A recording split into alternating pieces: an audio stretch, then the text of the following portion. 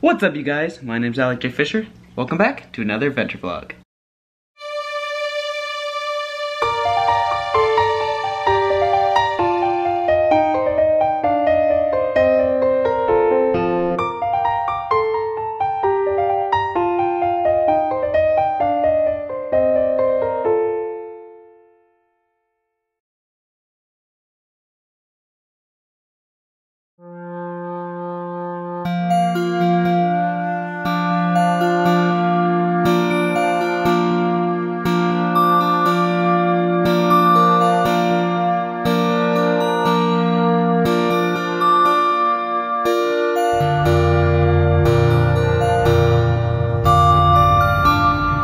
I saw a little frog here, and I want to try and catch it because these guys are so incredibly fast. So there he is.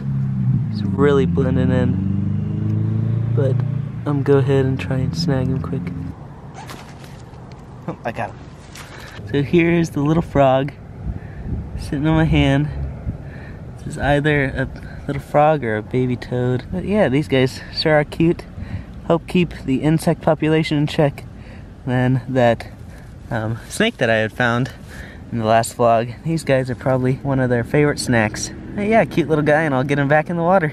So here's a cattail, and these guys typically grow by water, but this one, as you can see, is going into seed. Put around, look at all that stuff that pops off. If you want to see something really crazy, you can take the cattail and just slide your hand along the stem of it. Watch, it's all the fluff goes everywhere. Now you got yourself a big old pile of fluff. And those are all seeds, and they use wind to spread themselves about. So let's say they're falling off naturally, and it's just looking like snow. But now I am coated in cattail seeds.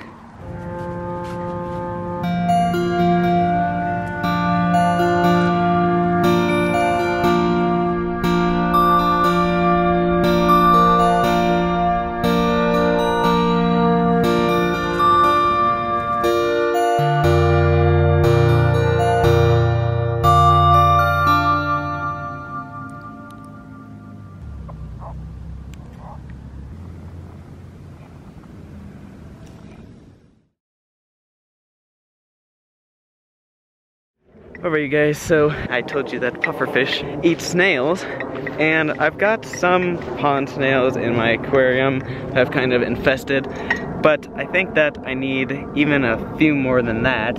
So there's a species in here, there's pond snails, and there's also another species called ram's horn snails, and you'll see why they're called that in a second. But I'm gonna try to catch some adult versions of those and then transfer them into their own little aquarium, and they will breed. I don't want to feed the ones that I catch out of the pond directly to the pufferfish because they can carry parasites that can infect the fish. So I'm gonna let them lay some eggs, and then I'll switch the eggs into another container and let those hatch, and then that will be a good strain that I can use to feed the pufferfish. Sorry for the interruption, you guys. I had no luck finding ram's horn snails at that pond. I did find some normal pond snails, which I already have in my other tank, and I collected a few just to get some more pond snails.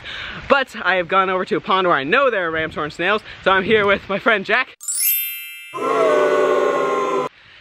and Owen, and we're going to be collecting some ram's horn snails for you guys. So let's get going.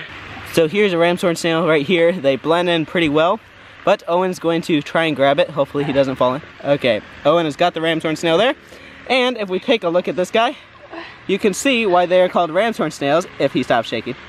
It's cold. So you can see why they're called ram's horn snails. That is because they are built like a ram horn sheep. The snail on their head. The horn on their head. So, there it is, and let's get some more.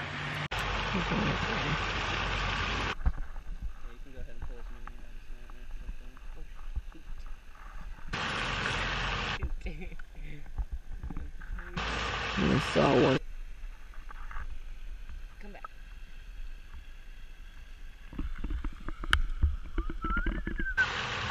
I caught a minnow. So this is a cool little species. This is a family member of the guppy.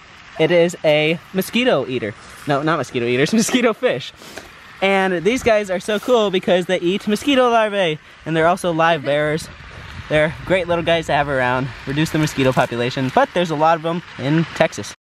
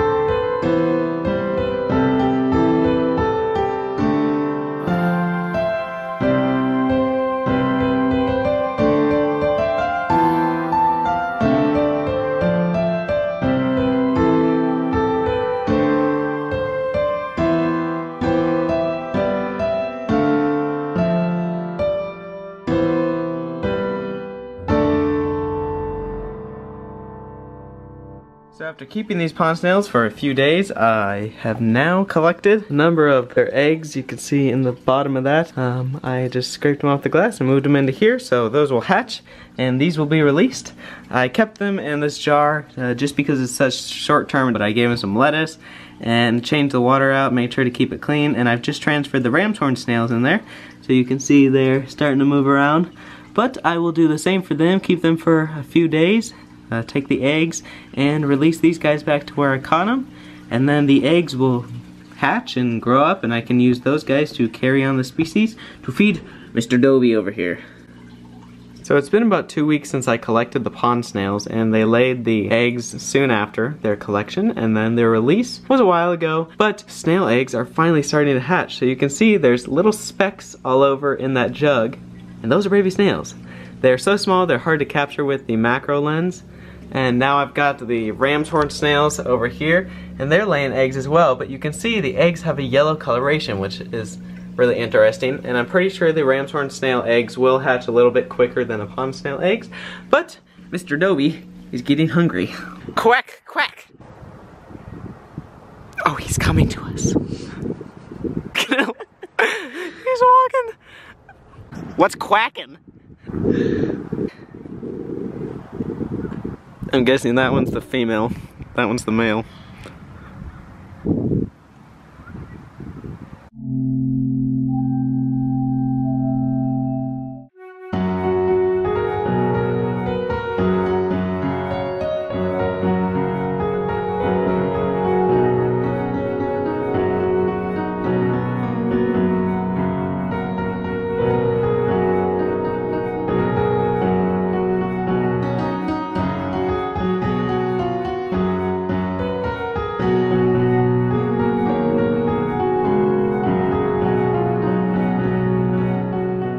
If you guys remember when I was making the terrarium in the last vlog, I was talking about oyster fossils and snail fossils, and here's one of the oyster fossils now, from back when Texas was under the ocean. And I'm pretty sure this is the bottom part to an oyster shell, because it'll close over the top of it.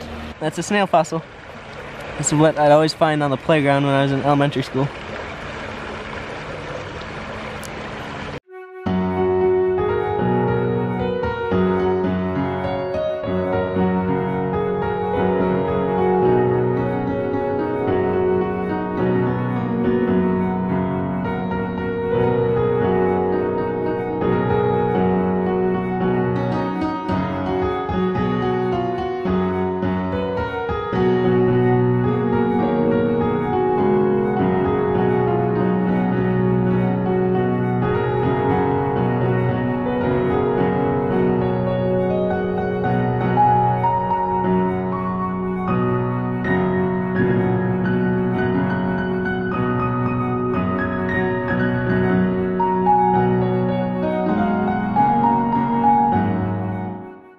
A little farther than I had expected.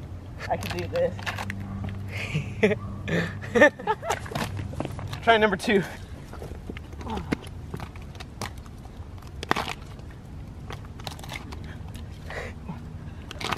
Can you hear that?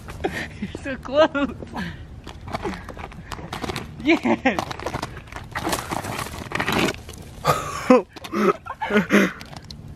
So we're on the phone now because the camera died, but here's a cool snail right here.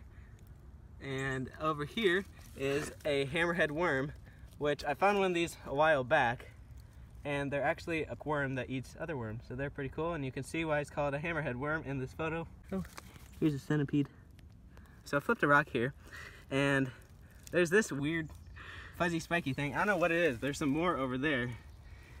But yeah, I'm gonna try and figure out what that is, and if I don't, then there won't be a caption, so please tell me what it is.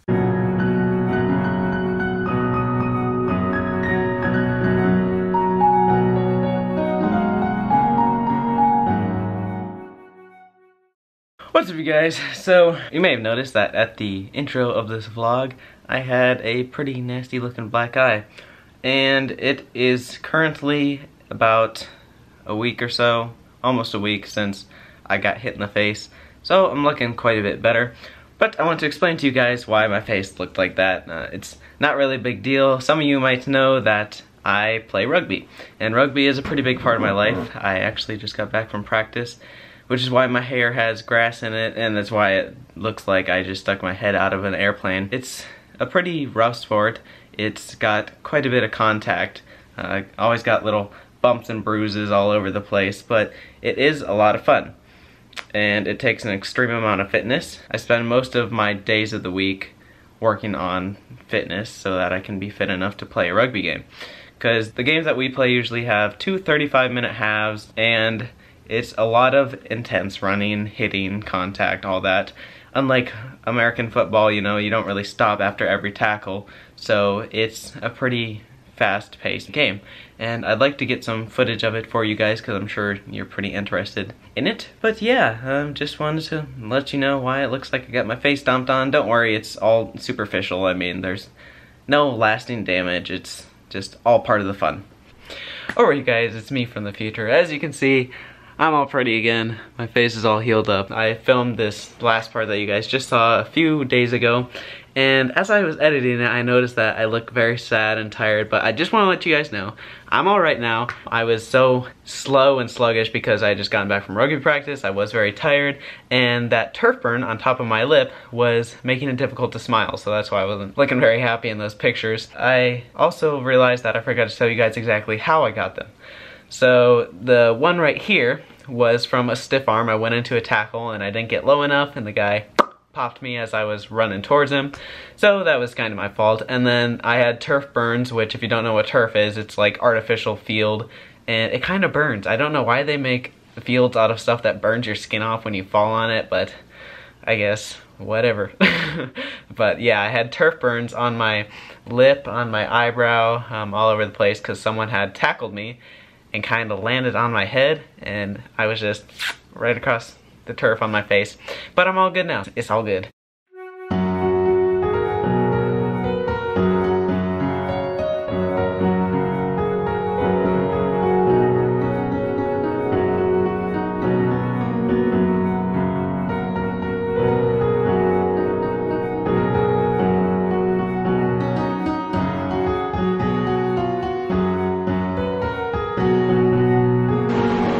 Alright guys, we're going to be collecting some more plants and whatnot for another terrarium.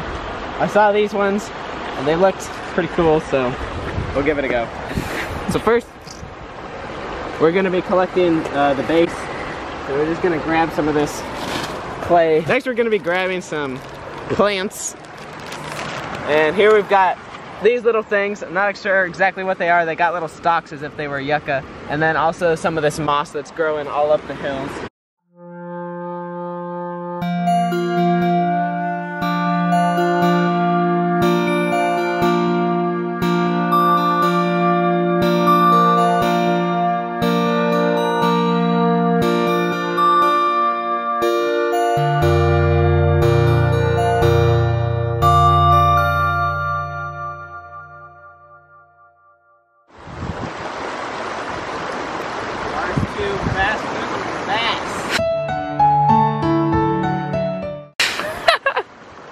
So let's go ahead and get this terrarium put together. Got myself the same style jar as last time. You're just gonna go ahead and wash it out. Gonna start with the same old bottom layer of gravel. And the soil composition for this one is pretty well draining as it is. The type of moss that I've got kind of just sits on top of the limestone, the clay type stuff that it was in that you guys saw. So it drains pretty well on its own. So we won't have to kind of add that mesh layer like we did with the soil-based one. So now we'll take our sediment that we got from the location, pop that in. So that's not the best way of doing it, but it is easier. And I'm going to go for a more uneven ground for this one, make it look a bit hillier. So we got that. And then we'll go ahead and wipe off the inside.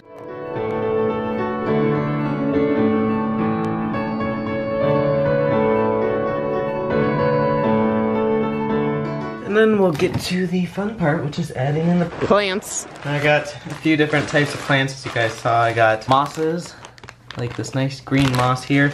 It's been raining a lot lately, so all the mosses are really greening up.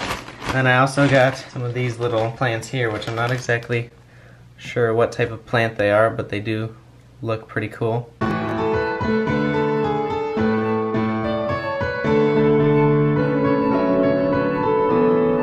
This moth kind of thrives in a humid environment. I can feel it's very saturated, so I don't think I'll really have to worry about over-watering this stuff for the most part.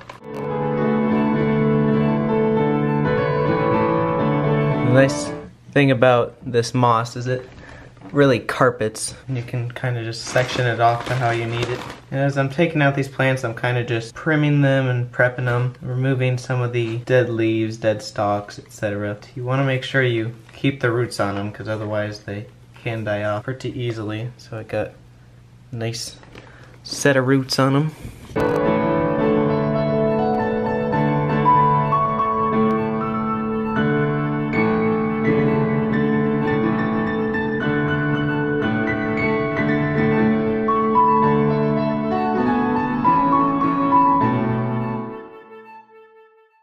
Alright guys, so here's how it's looking after it's been cleaned up. And I think I can honestly say this one's my favorite so far. I really like how the moss looks. Just this nice green that's carpeted. It reminds me of The Hobbit. Somehow my hair manages to find its way into everything, as you can see. But yeah, it's probably gonna fog up quite a bit once I put it by the window and close it, because moss is so damp. It's got a lot of retained moisture. But yeah, looks pretty sweet. Hope you guys think so too. It's got its own little spot right here on the windowsill. Looking pretty cool. And here's the second one. It's looking pretty fogged up inside, as you can see. But it is helping some of the plants to grow. I can see lots of new little sprouts popping up along the bottom here. And some leaves are dying off like this one, but it just adds to the little biosphere that we got going. You can see there's Mr. Slug right there. The ones that aren't well adapted to this atmosphere are dying off, and the ones that are well adapted are thriving. I've also seen some little mushrooms popping up around here. There's the roly-poly right now. He was crawling around earlier up on one of the leaves. And here's the original terrarium. It's not as much tall greenery as there was initially, but there is still greenery, which, that's good. The plants that are well adapted like this moss are thriving, as the ones that are not so well adapted are kind of falling. But yeah, we'll see how it continues to grow. They should start to look better and better as time goes on, as they kind of adapt to the little atmosphere that I have created for them. I've also got some babies here in this little breeder box type thing. Not exactly sure what type of baby they are. They must have come from one of the larger live bearers, which would be the platies or possibly the swordtails. Oh, hello you guys. I don't think there's enough room to swim there. What are you doing? But yeah, it'll be cool to see these guys grow up and see what colors they take on. Here are the little baby Cory catfish. They're growing up. Little cuties. Always zipping around the aquarium so fast.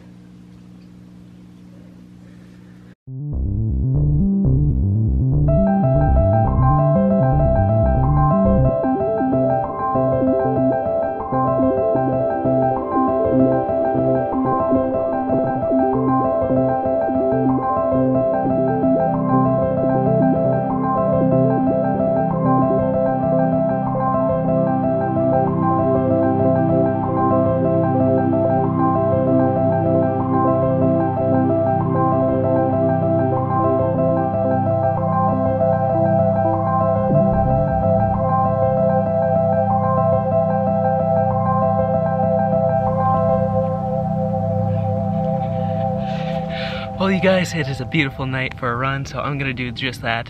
But that's gonna do it for this adventure vlog. I hope you guys enjoyed it. Thanks for watching, and ta-ta!